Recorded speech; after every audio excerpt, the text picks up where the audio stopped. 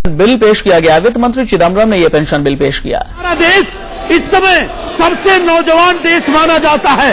कहा जाता है कि लगभग 60 से 65% लोग ऐसे हैं जिनकी उम्र 25 से लेकर 35 साल के बीच है।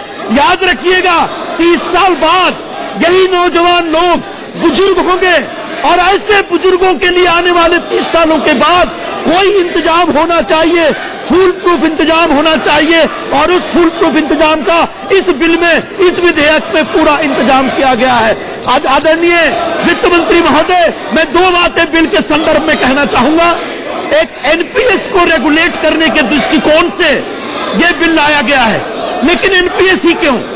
हमारे देश में पहले से ईपीएफओ के माध्यम से और तमाम अलग अलग पेंशन फंड हैं, उसके लिए अलग अलग कायदे हैं।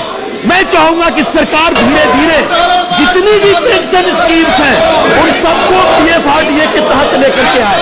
मुझे मालूम है जो पहले के पेंशन स्कीम्स हैं वो डिफाइंड बेनिफिट पे आधारित है, लेकिन दूसरे पेंशन स्कीम जो अभी शुरू हो रहा है ये डिफाइंड कंट्रीब्यूटरी है, यानी कंट्रीब्यूटरी स्कीम मानी जाती है।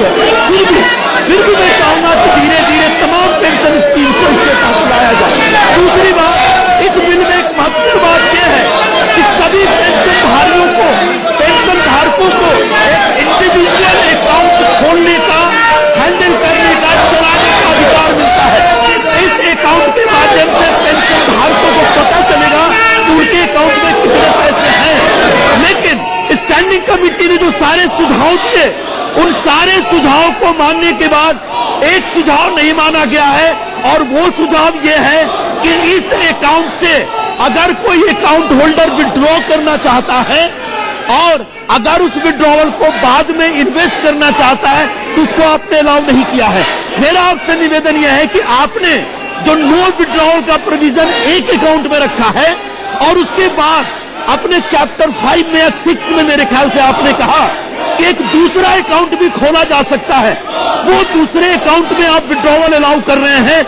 मुझे लगता है कि 2-2 अकाउंट की ऐसी कोई व्यवस्था नहीं होनी चाहिए, एक अकाउंट पर्याप्त होना चाहिए। इस बारे में सरकार अपनी भूमिका स्पष्ट करे तो बेहतर होगा। मैं पेंशन विधेयक में और भी बहुत सारी चीजें हैं, खासकर pension fund development regulatory authority कैसे काम करेगी, उसके क्या अधिकार होंगे, उसके क्या दायित्व होंगे और वो कैसे पेंशन धारकों के हितों की रक्षा करेगी, उस संदर्भ में सहमत हूं। बहुत अच्छे प्रोविजन है, सख्त प्रोविजन है।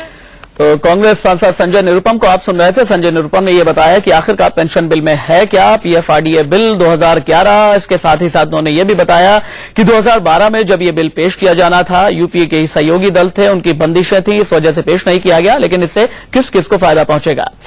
वो ब्रेक का हो चला है, लेकिन ब्रेक पर जाएं उससे पहले आपको बताते हैं कि इंडिया न्यूज की तमाम खबरें देखने के लिए आप लॉग इन करें www.itvnewsindia.com पर। एक ब्रेक